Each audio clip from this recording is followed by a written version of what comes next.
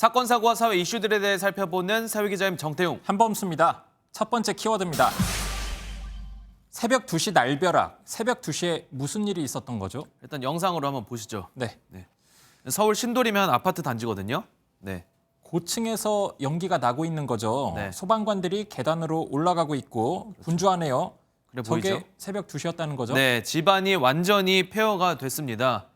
인명피해는 없었지만 이 불로 한참 잘 시간에 주민 110여 명이 긴급 대피하는 소동이 벌어졌습니다. 네. 처음에는 막 불이 번쩍번쩍하게 여기가 불이 막 비치더라고.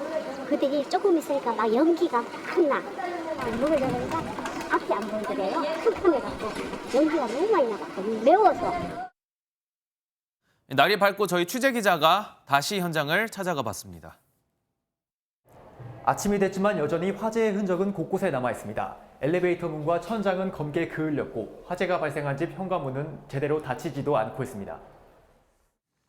아파트가 일상의 공간이잖아요. 네. 그래서 불이 난 소식을 들으면 가슴이 철렁이는데 네.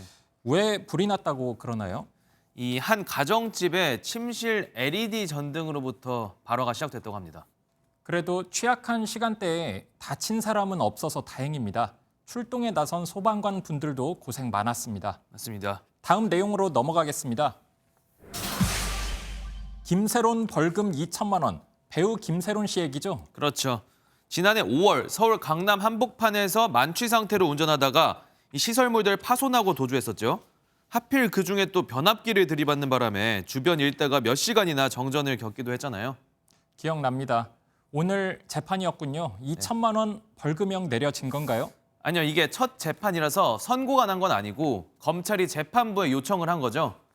검찰은 김 씨가 혈중 알코올 농도 0.2% 이상의 매우 높은 상태로 사고를 냈음에도 조치 없이 도주했기 때문에 죄질이 좋지 않다. 이렇게 판단하면서 벌금 2천만 원을 구형했습니다. 자, 영화 감독이 아닌 방송 기자들 앞에선 김세론 씨 오늘 별말 없었나요? 일단은 재판정에서 최후 진술을 통해서 다시는 이런 일 없을 거다. 정말 죄송하고 반성하고 있다고 밝혔고요. 이 법원에 들어올 때는 입을 굳게 닫았던 김 씨, 법원을 나오면서 짧게 한마디 했습니다. 오늘 벌금형 구형받았는데 따로 하실 말씀 없으신가요? 죄송합니다. 면허 취소 기준이 0.08%라고 하는데요. 김세론 씨는 0.2% 넘는 상태로 운전했습니다. 법정에서 한 말처럼 충분히 반성해야 할 것 같습니다. 그렇습니다. 마지막 키워드 볼게요. 옷 벗으면 계정 줄게. 뭐 SNS 계정인가요? 뭐 얼마나 대단한 거길래 옷까지 벗으라고 하죠? 범죄 아닌가? 당연히 범죄가 될 수 있습니다. 네. 유튜브 계정 공유하겠다면서 이런 요구한 건데요. 누가 그랬는지 영상으로 보시죠. 네. 뭐 항공기에서 일단 누가 나오는 거 보니까 외국에서 잡힌 것 같은데 뭐 도대체 누구한테 신체 사진을 요구한 거죠? 네, 경찰이 뭐라고 하는지 한번 들어보실까요? 거기에 답이 있습니다. 아동 청소년 성보호에 관한 법률 위반을 체포합니다. 경찰 시험. 잠시만. 아동 청소년 성범죄예요? 네, 피의자인 20대 남성 A씨, 10살 정도 되는 어린이들을 범행 표적으로 삼았습니다. 지난 2020년에서 2021년 사이 벌어졌던 일입니다. 구체적으로 어떤 범행이었죠? 한번 설명해 주세요. 네, 남성 A씨, 아이들이 많이 보는 유튜브 영상에 댓글 하나 남겨놓는 수법을 썼습니다. 구독자 많은 계정을 나누겠다, 공유하겠다 이랬고요. 관심이 생겨서 접근해온 아이들한테 체온 측정 애플리케이션 테스트부터 도와달라고 유인했습니다. 되게 뜬금없는데 계정 공유랑 체온 측정이랑 뭐 아무 관련 없잖아요. 그렇죠. 더구나 알고 보니 그 애플리케이션 원격 촬영이 가능한 프로그램이었고요. 그렇게 아이들의 신체 사진을 촬영해서 성착취물 만드는 데 썼다고 합니다. 피의자는 아동 성착취물을 가족에게 보여주면 삭제 명목으로 금전을 요구하는 협박 행위를 했습니다. 유포나 판매는 발견되지 않았습니다.